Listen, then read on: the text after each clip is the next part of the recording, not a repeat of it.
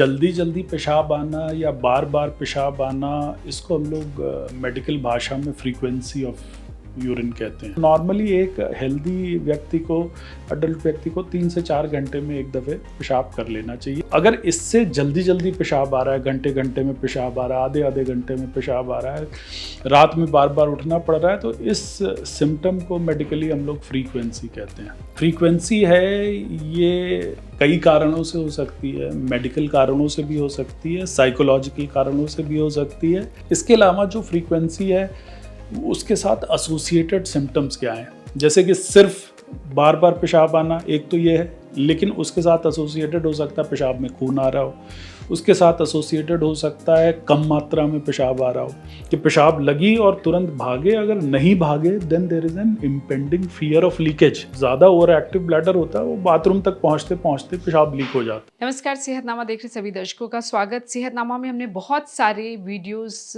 Health issues, different health issues को लेकर बनाए हैं। कोशिश की है कि उसका समाधान बताया जा सके। एक्सपर्ट डॉक्टर्स के साथ हम बात कर रहे हैं। चैनल को ज़रूर सब्सक्राइब करिए अगर अभी तक सब्सक्राइब नहीं किया है। और आज एक बार फिर जाने माने यूरोलॉजिस्ट और kidney transplant surgeon doctor Priyadarshi Ranjan ji हमारे साथ हैं। उनके साथ हमने इससे पहले प्रोस्टेट एनलार्जमेंट और बहुत सारे अलग विषयों को लेकर वीडियोस बनाए हैं। किडनी स्टोन क्यों हो जाता है, किडनी स्टोन का कारण क्या है, उसका इलाज क्या है, किडनी ट्रांसप्लांट कैसे होती है, विस्तार से इस पर हमने बात की है। डिस्क्रिप्शंस में उन वीडियोस का लिंक दिया है, आप उसे देख सकते हैं। और अगर आपके कोई सवाल हैं तो आप कमेंट सेक्शन में हमें ज़रूर बताइए। और आज एक बार फिर, क्योंकि डॉक्टर रंजन हमारे साथ हैं, उनसे हम बात करने जा रहे हैं फ्रीक्वेंट यूरिनेशन पर, यानी बार बार पेशाब आना। महिलाओं में भी समस्या है और पुरुषों में भी है, तो ये क्यों होती है समस्या, इसका कारण और इलाज जानने की कोशिश करेंगे इस वीडियो में। Welcome sir. नमस्कार Rajendra, thank you so much. और मुझे बड़ी खुशी है कि दोबारा से आपने हमें ये मौका दिया और आपके थ्रू हमें लोगों से गुफ्तगू करने का मौका मिला। और जिस तरह से पिछली दफ़े आपने जो सवाल पूछे थे, आई मस्ट कॉन्ग्रेचुलेट यू कि आप लोगों को इतनी सिंप्लिसिटी से सिंपल प्रॉब्लम्स उनकी आइडेंटिफाई करके और उनको इसके बारे में जानकारी दे रहे हैं। तो मुझे भी बड़ा खुशी है कि इस पार्टनरशिप में मैं भी आपका योगदान कर सका, तो मुझे बहुत खुशी है। शुक्रिया। आप अपने बिजी शेड्यूल से, मैं आज भी देख रही थी आप इतने बिजी हैं, लेकिन आप वक्त निकाल रहे हैं सेहतनामा के लिए, तो उसके लिए हम ग्रेटफुल हैं। और बड़े सिंपल तरीके से मैं, क्योंकि बहुत सारी फीडबैक मुझे भी आ रही है, जिस तरीके से आप बता रहे हैं, सवाल मेरे हैं लेकिन उसका जो जवाब आपकी तरफ से आ रहा है वो भी इतना सिंपल और आम लोगों को बड़ी आसानी से समझ आने वाला है। तो आज बात बार बार पेशाब आने की समस्या बहुत कॉमन है लोगों में, महिलाओं में भी और पुरुषों में भी। तो क्या ये कोई बीमारी होती है? जल्दी जल्दी पेशाब आना या बार बार पेशाब आना, इसको हम लोग मेडिकल भाषा में फ्रीक्वेंसी ऑफ यूरिन कहते हैं। नॉर्मली एक हेल्दी व्यक्ति को, जो कि जिसकी उम्र 18 साल से ज़्यादा है, यानी कि एक अडल्ट को, चाहे वो पुरुष हो या महिला हो, उसको करीब करीब 3 से 4 घंटे में एक बार पेशाब आता है। और रात में औसतन पूरी स्लीप में मैक्सिमम एक बार से ज़्यादा किसी को नहीं उठना चाहिए। तो नॉर्मल जो यूरिन की फ्रीक्वेंसी होती है वो नॉर्मल आदमी के लिए करीब 3 से 4 घंटे में एक बार उसे पेशाब जाना चाहिए। थोड़ा हमारी जो इंडियन सोसाइटी है, इसमें महिलाएं थोड़ा सा, महिलाओं के लिए ये लिमिट ज़्यादा होती है, मे बी 5-6 आवर्स। उसका रीज़न मुझे जो लगता है ये है कि हमारी सोसाइटी में बच्चे, जो गर्ल चाइल्ड होता है, उसको शुरू से ही पेरेंट्स भी यही बताते हैं कि बेटा घर पे आके पेशाब करना है। या लड़कियां थोड़ी सी फिजिटी होती हैं वॉशरूम की क्लेanलीनेस को लेके, और हमारी कंट्री में इतना ज़्यादा साफ़ सुथरे पब्लिक टॉयलेट्स होते नहीं, तो लोग पब्लिक टॉयलेट में स्पेशली महिलाएं जाना अवॉइड करती हैं।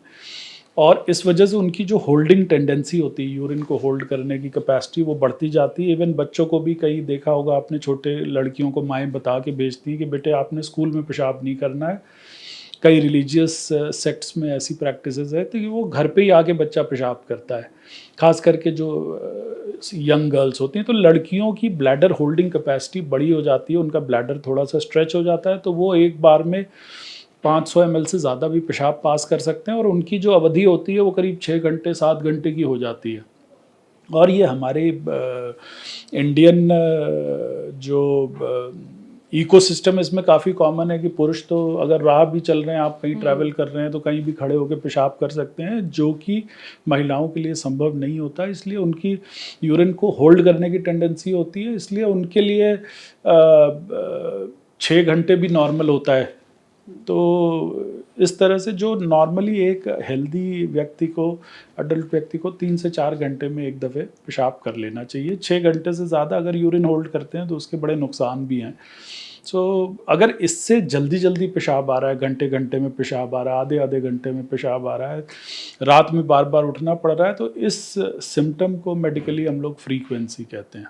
फ्रीक्वेंसी या बार बार पेशाब आना, तो ये एक इम्पॉर्टेंट लक्षण है जिसको कि ठीक से एनालाइज किया जाना चाहिए। मैं इसके कारण पूछूंगी, लेकिन उससे पहले क्योंकि हमने बात कर ली कि यूरिन होल्ड करना स्पेशली गर्ल्स करती हैं, लेकिन आप एक बार ज़रूर इसके नुकसान ज़रूर बताइए, क्योंकि कई बार शायद अवेलेबिलिटी होती भी है तब भी वो बचती हैं टॉयलेट जाने से कि हम घर जाएंगे या बेटर प्लेस में जाएंगे।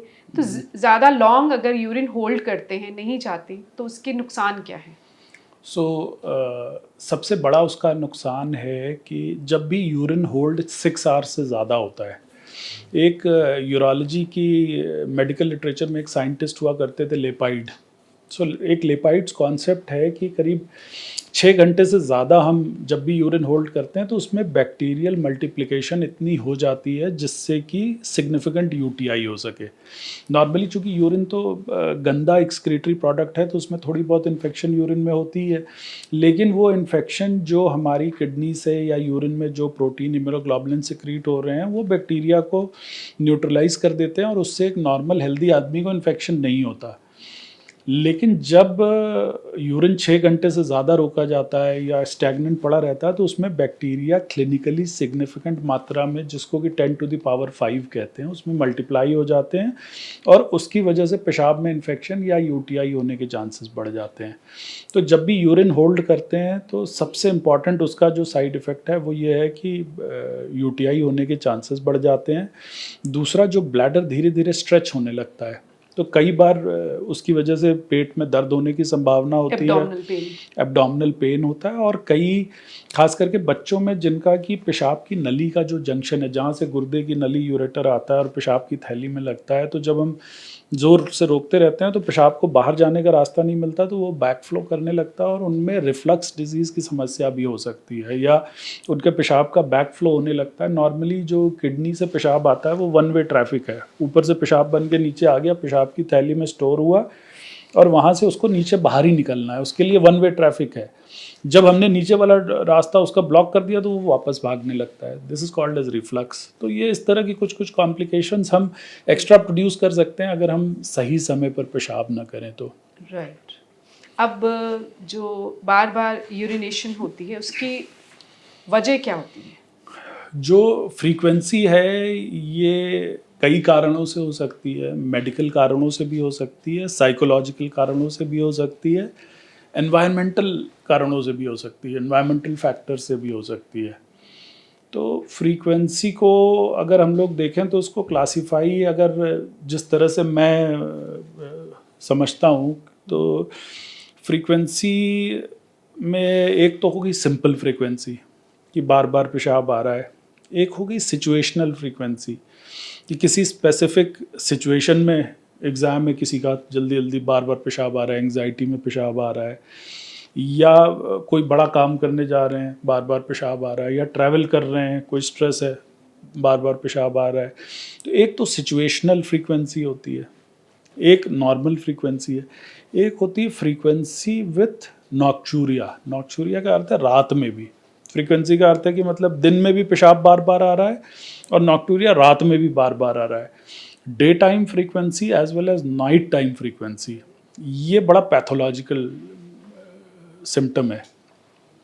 इसके अलावा जो फ्रीक्वेंसी है उसके साथ एसोसिएटेड सिम्टम्स क्या हैं, जैसे कि सिर्फ बार बार पेशाब आना एक तो ये है, लेकिन उसके साथ एसोसिएटेड हो सकता है पेशाब में खून आ रहा हो, उसके साथ एसोसिएटेड हो सकता है कम मात्रा में पेशाब आ रहा हो, उसके साथ एसोसिएटेड हो सकता है कि पेशाब करने में जलन बहुत हो रही हो, दर्द बहुत हो रहा हो, उसके साथ हो सकता है पेशाब में फ्रीक्वेंसी के साथ साथ बुखार हो, उसके साथ हो सकता है कि बार बार पेशाब हो तो रहा है लेकिन खाली नहीं हो रहा है, bladder sensation of incomplete voiding हो रही है। तो इस तरह से कई तरह के सिचुएशंस होती हैं। और एक एनवायरमेंटल कैटेगरी भी है फ्रीक्वेंसी की, जैसे सडन चेंज ऑफ टेम्परेचर है, किसी बहुत ठंडी जगह पे चले गए या मौसम जब ठंडा होने लगा तब हमें पेशाब ज़्यादा आ रहा है।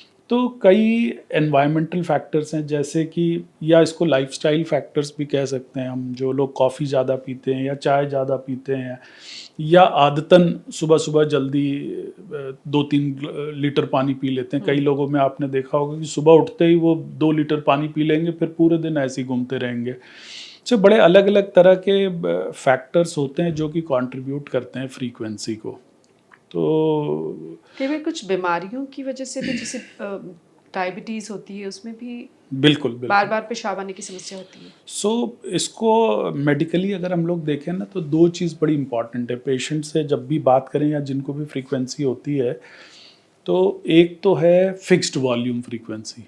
फिक्स्ड वॉल्यूम फ्रीक्वेंसी का मतलब होता है कि अब मैं थोड़ा सा साइंटिफिकली उसको एनालिसिस की बात कर रहा हूँ, जैसे हम लोग उसको एनालाइज करते हैं। फिक्स्ड वॉल्यूम फ्रीक्वेंसी का अर्थ होता है कि जब पेशेंट पेशाब करने गए, हर बार एक निश्चित मात्रा में 150 ml ही पेशाब आता है या 100 ml ही पेशाब आता है, उनको आ रहा है, बार बार पेशाब आ रहा है, हर आधे आधे घंटे पे जा रहे हैं या हर 1 घंटे पे जा रहे हैं पेशाब करने, और हर बारी उनको 100 ml ही पेशाब आ रहा है।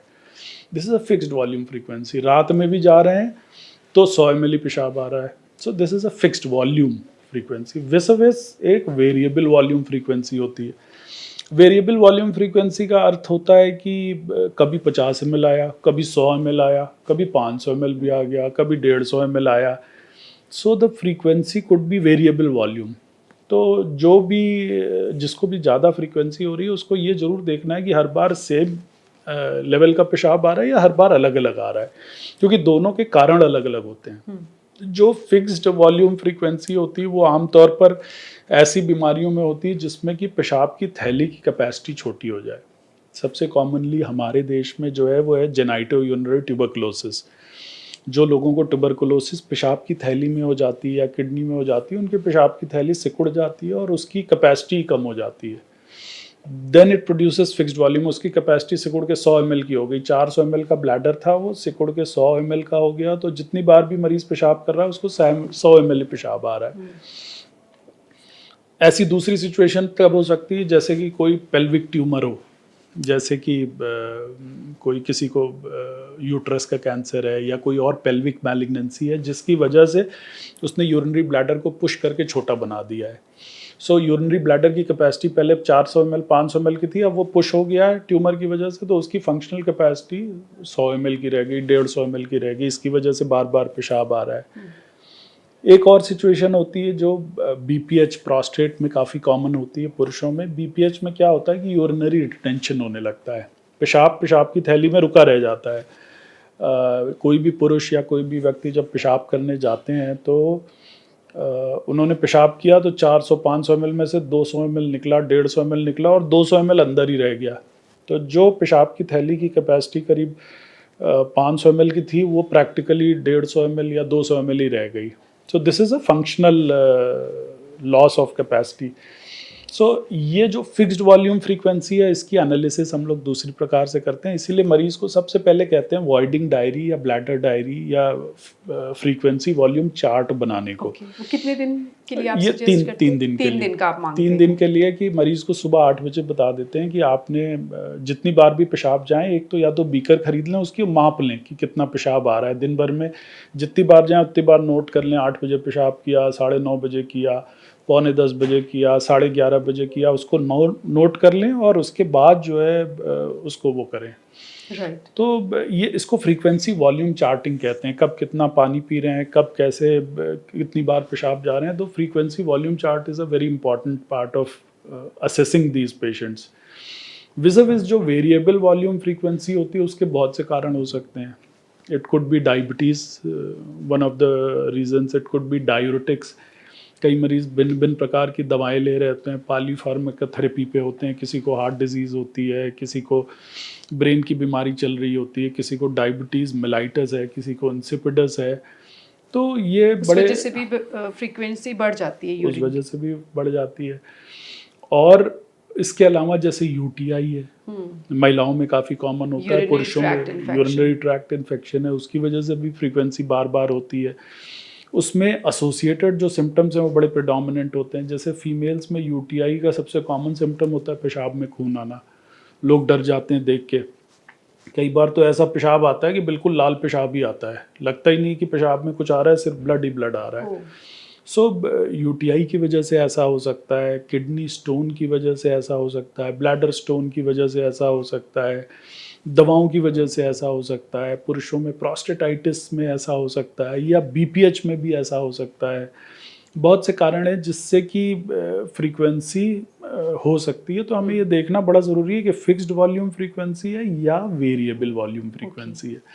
उसके बाद उसके एसोसिएटेड क्या सिम्टम्स हैं, किसको डिसयूरिया हो रहा है, जलन हो रही है पेशाब करने में, किसको दर्द हो रहा है पेशाब करने में, किसका फोर्स कम है, पेशाब निकल ही नहीं पा रहा है, किसका पेशाब ट्रिकल कर रहा है, किसको बार बार पेशाब के साथ अर्जेंसी भी है। ये इस सिम्टम को भी आप देखते हैं। हाँ, ये बड़ा ज़रूरी है। अर्जेंसी का अर्थ होता है अर्जेंट डिज़ायर टू तुरंत जाना, कि पेशाब लगी और तुरंत भागे। अगर नहीं भागे then there is an impending fear of leakage. कि अगर उस बंदे को या लेडी को लगता है कि अगर मैं पेशाब करने तुरंत नहीं किया और 10 मिनट रोकना पड़ा तो ये कपड़े में लीक हो जाएगा, कपड़े गीले हो जाएंगे। या कई बार उन महिलाओं में जिसमें बड़ा ज़्यादा ओवर एक्टिव ब्लैडर होता है, वो बाथरूम तक पहुँचते पहुँचते पेशाब लीक हो जाता है। बुजुर्गों में खासकर ये महिला जो है 60-70 से अबव, उनमें ये देखी जाती है। इस पर भी मैं एक अलग से वीडियो आपके साथ जरूर बनाऊंगी। अर्जेंसी भी बड़ा इम्पॉर्टेंट और बहुत तकलीफदेह सिम्टम है। कई तो लोग इतना परेशान हो जाते हैं कि कपड़े से हमेशा बदबू आ रही है, दे आर और बाहर जाने में भी कतराते हैं। बहुत तकरा है, उनका जो सोशल लाइफ होता है वो बड़ा हैम्पर हो जाता है और किसी से कह नहीं पाते। ये सब ऐसे हैं इश्यूज जिसको कि स्टिग्मा की तरह लोग लेते हैं, ज़्यादा डिस्कस नहीं कर पाते और एजिंग का पार्ट मान लेते हैं। इस पे भी मैं ज़रूर बात करूंगी। अब ये जब बार बार पेशाब आने की समस्या प्रॉब्लमैटिक कब है और उसके लिए आप टेस्ट कैसे करते हैं? जो मैंने बताया, सबसे पहली चीज़ है कि पेशेंट को खुद ही अपनी एक ब्लैडर डायरी या फ्रीक्वेंसी 3 दिन का, अगर कोई भी यूरोलॉजिस्ट के पास जा रहा है तो वो अपना एक 3 दिन का चार्ट ज़रूर लेके जाए, जो आपने जैसे बताया। कितने बजे पेशाब किया, कितना ml आया, आज मैंने दिन में कितना ml जूस पिया, कितना ml पानी पिया, कितने बजे क्या खाया, वो सब उसको वो कर लें। उससे एक तो क्वांटिटेटिव असेसमेंट होती है कि किस क्वांटिटी में आप फ्लूइड ले रहे हैं, पेशेंट जो फ्लूइड ले रहा है, और क्वालिटेटिव असेसमेंट। कोई लोग होते हैं जो कि बहुत स्टाइलिश से जूस पी रहे होते हैं, बहुत स्टाइलिश से शेक्स पी रहे होते हैं, बहुत स्टाइलिश, बहुत कॉन्सेंट्रेटेड स्प्राइट पी रहे होते हैं, रेड बुल पी रहे होते हैं। So now we are entering an era जहाँ पर कि बहुत से प्रोडक्ट्स अवेलेबल हैं और ड्रिंक्स के नाम पे आदमी कुछ भी पी रहा है। तो कुछ भी फैंसी है, कुछ भी, उसमें क्या प्रिजर्वेटिव डाला है, क्या कलर डाला है, नोबडी नोज। किस तरह की डाई है, किस तरह का शुगर कंपोनेंट है, किस तरह का प्रिजर्वेटिव है, we do not know the ingredients. So उससे क्वालिटी ऑफ जो ड्रिंक है उसका भी हमें पता चल जाता है कि हाँ भाई, अगर मैं देख रहा हूँ कि ये बंदा जो है दिन में 4 रेड बुल पी रहा है, 5 बार कॉफ़ी पी रहा है, तो उसको फ्रीक्वेंसी होगी। कोई आदमी 4 बार चाय पी रहा है, उसकी आदत ऐसी बनी हुई है कि 4 बार चाय पी रहे हैं, तो उसको फ्रीक्वेंसी होगी। तो वो कोई बीमारी नहीं है, वो आप हटा देंगे तो वो ठीक हो जाएगा। खुद की क्रिएट की हुई बीमारी है। जब आप ब्लैडर को इरिटेट करोगे, जहाँ पे कि सुंदर साफ स्वच्छ यूरिन इकट्ठा होना चाहिए, जब आप उसको ऑस्मोटिक लोड वाली चीज़ों से या ब्लैडर इरिटेंट वाली चीज़ों से भर दोगे, मिर्च से भर दोगे, तो वो इरिटेशन उसको होगी। एक सवाल यही मेरे जहन में आ गया, ब्लैडर इरिटेट कैसे होता है? हाँ, ब्लैडर किन चीज़ों से होता है? ब्लैडर को इरिटेट हम लोग करते हैं कि बहुत हाईली कॉन्सेंट्रेटेड ड्रिंक्स लेके, शुगरी ड्रिंक्स लेके ब्लैडर को इरिटेट हम करते हैं। कोई छोटा मोटा स्टोन हो उसको इग्नोर करके, कोई इस तरह की चीज़ों का सेवन करके जिसके लिए ब्लैडर बना नहीं है। तो उसमें चाय, कॉफ़ी सबसे इम्पॉर्टेंट है। इसके अलावा एनर्जी ड्रिंक्स, कॉन्सेंट्रेटेड शुगर वाले ड्रिंक्स, कई जूसेस ऐसे होते हैं जो बड़े कॉन्सेंट्रेटेड होते हैं, प्रिजर्वेटिव होते हैं, बहुत मिर्च मसाले वाले जो चीज़ें होती हैं और कई बार हमारे घरेलू जो मसाले हैं वो भी बड़े इरिटेबल होते हैं, जैसे कि अदरक है। इस कई तरह की चीज़ों के जब आप एक्सेस में प्रयोग करते हैं तो वो ब्लैडर में जाके इरिटेट करती रहती है जब तक वो बाहर निकल ना जाए।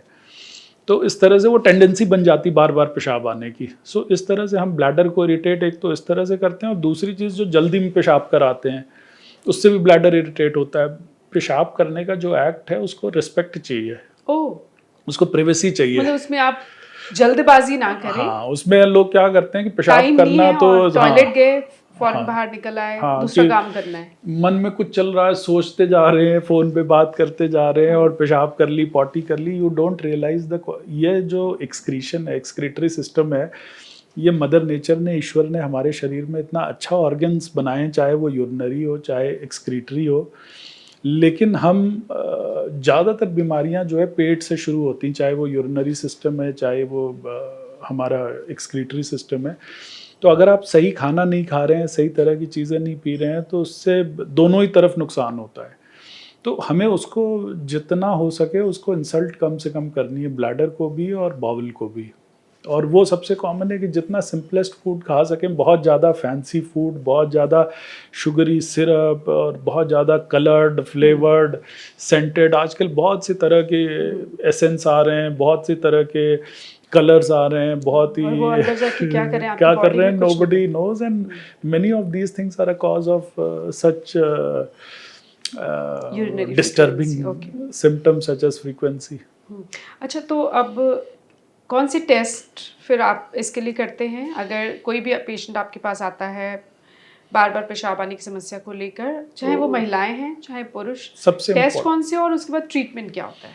सबसे इम्पॉर्टेंट टेस्ट है urine routine microscopy. Routine microscopy में number of RBCs, red blood cells कितने हैं, पस सेल्स कितने हैं, नाइट्राइट की वैल्यू क्या है, ल्यूकोसाइट एस्टरेज की वैल्यू क्या है, क्रिस्टल्स हैं कि नहीं है, यूरिन का पीएच कैसा रहता है। तो ये बहुत सी चीज़ें उससे क्लियर हो जाती हैं। यूरिन माइक्रोस्कोपी का टेस्ट 50 रुपए का होता है और छोटा सा हर जगह होता है, और उस टेस्ट से बहुत सी इम्पॉर्टेंट इन्फॉर्मेशन डिराइव की जाती हैं, जो कि I must not say this, but many of the doctors also don't know how to read a normal urine examination. हम लोग बहुत जल्दी से फैंसी टेस्ट करा लेते हैं, एमआरआई करा लेते हैं, सीटी करा लेते हैं, लेकिन हमें यूरिन रूटीन और माइक्रोस्कोपी इतना अच्छा टेस्ट है कि हमें उसको क्लियरली पढ़ना नहीं आता कि इसकी स्पेसिफिक ग्रेविटी कितनी है, इसकी ऑस्मोलैलिटी कितनी है, इसमें क्या चीज़ एक्सक्रीट हो रही है।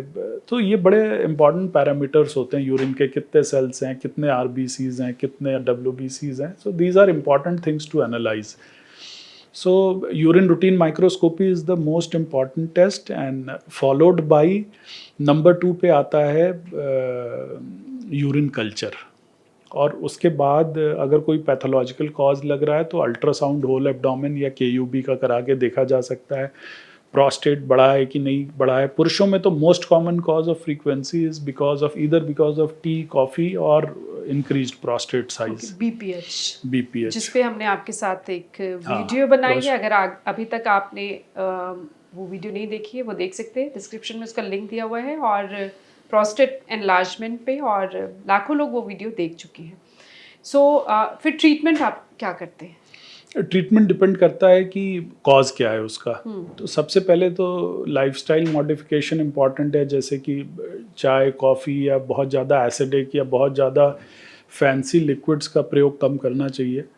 और इसके अलावा फ्रीक्वेंसी वॉल्यूम चार्ट देखकर देन वी डिसाइड कि इन्फेक्शन है या कोई उसकी ब्लैडर की कैपेसिटी कम हो गई है, फंक्शनल कैपेसिटी कम हो गई है, या फिर कोई और जो भी स्पेसिफिक कॉज होता है उसकी ट्रीटमेंट होती है। उसका इन्फेक्शन को सही किया जाना चाहिए, लाइफस्टाइल को सही किया जाना चाहिए, यूरिन कल्चर की रिपोर्ट के आधार पर एंटीबायोटिक दिया जाना चाहिए।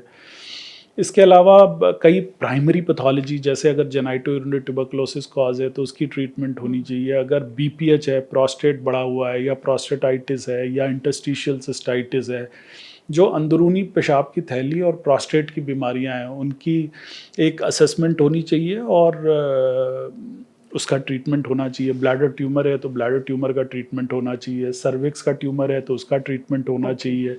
इंटरस्टिशियल सिस्टाइटिस है तो उसका होना चाहिए। प्रोस्टेट बढ़ा हुआ है या प्रोस्टेटाइटिस है तो इसका होना चाहिए। तो ट्रीटमेंट डिपेंड करता है कि क्या कारण है। कई दफ़े दवाइयाँ कुछ ऐसी होती हैं, डायरेटिक्स होती हैं, दवाइयों का टाइम ऐसा होता है कि जिसकी वजह से फ्रीक्वेंसी होती रहती है। तो थोड़ी बहुत एडजस्टमेंट करनी चाहिए अपने लाइफस्टाइल में। जैसे सडन चेंज ऑफ टेम्परेचर है, बहुत ठंडे एनवायरनमेंट में ज़्यादा यूरिन आएगा, बहुत ज़्यादा पेशाब होगा। हम दिन भर एसी में ही बैठे रहते हैं, बाहर निकलते ही नहीं। तो कुछ कुछ चीज़ें हैं जो कि लाइफस्टाइल मॉडिफिकेशन से सॉल्व होती हैं, कुछ मेडिसिन से, कुछ में सर्जरी की ज़रूरत भी पड़ती है। ओके। और बुजुर्गों में क्यों इतनी ज़्यादा प्रॉब्लम होती है बार बार पेशाब आने बुजुर्गों की? में महिलाओं में भी और पुरुषों में भी? हाँ, सबसे ज़्यादा पुरुषों में जो इम्पोर्टेंट है वो है प्रोस्टेट। ओके, और महिलाओं में? महिलाओं में सबसे ज़्यादा यूटीआई कॉमन होता है। सो यूटीआई की वजह से इन्फेक्शन होता रहता है और बार बार पेशाब आता रहता है। ओके, अब प्रिकॉशंस, मतलब कुछ प्रिकॉशंस आप सजेस्ट कर सकते हैं कि ये समस्या, अगर कोई बड़ी प्रॉब्लम नहीं है तो ये समस्या हल हो सबसे जाए इसकी? पहली चीज़ है कि जो पेशेंट को बार बार पेशाब आ रहा है उसको ये एनालाइज करना चाहिए कि इट इज़ सिंपल फ्रीक्वेंसी और it is an associated frequency. Simple frequency का अर्थ है कि सिर्फ बार बार पेशाब आ रहा है, पेशाब की मात्रा सही है, पेशाब का फ्लो सही है, पेशाब की धार सही है, उसके साथ और कोई सिम्टम नहीं है, जैसे कि पेशाब में ब्लड आना या पेशाब में जलन होना या टर्बिड या गंदा पेशाब आना या बदबूदार पेशाब आना या पेशाब में झाग बनना या रात में बार बार उठना। तो कोई एसोसिएटेड सिम्टम नहीं है, किसी को बुखार नहीं है, कुछ नहीं है। तो ये चीज़ असेसमेंट बहुत ज़रूरी है, उसी से ट्रीटमेंट शुरू होता है। मतलब अगर ये सिम्टम्स हो तो आपको ज़रूर एक तो बार फिर यूरोलॉजिस्ट के तो पास डॉक्टर जाकर को सलाह दिखाना है, लेनी, डॉक्टर को बिल्कुल। दिखाना है। हाँ, जो सिंपल फ्रीक्वेंसी है उसमें सबसे पहली चीज़ है लाइफस्टाइल मॉडिफिकेशन, जिसमें कि चाय या कॉफ़ी या कोई भी ऐसा ड्रिंक जो कि ब्लैडर को इरिटेट कर रहा है। लोग ब्लैक कॉफ़ी बहुत पीते हैं, अमेरिकानो का बड़ा चलन है, बहुत ज़्यादा शॉट्स का चलन है, एस्प्रेसो शॉट्स का चलन है, डबल एस्प्रेसो का चलन है। बिल्कुल ब्लैक कॉफ़ी जो कि अंदर जाके ब्लैडर को यूँ यूँ यूँ यूँ इरिटेट कर देती है और ओवर एक्टिव बना देती वो है। भी कहते हैं आप 1 कप पी सकते हैं, जस्ट वो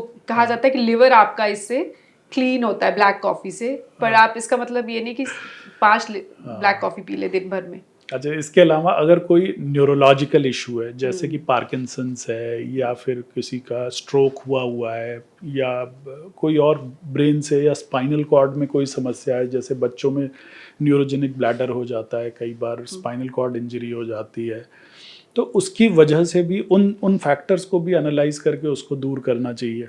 उसके बाद कोई और अगर कंट्रीब्यूटिंग फैक्टर है, जैसे कि प्रोस्टेट बढ़ा हुआ है या यूरिन में इन्फेक्शन है, यूरिन के इन्फेक्शन के लिए बड़े प्रिकॉशंस होते हैं, उसको लेना चाहिए जिससे कि यूरिन में इन्फेक्शन ना हो। यूरिन ज़्यादा होल्ड नहीं करना चाहिए, रेगुलर समय पे करते रहना चाहिए।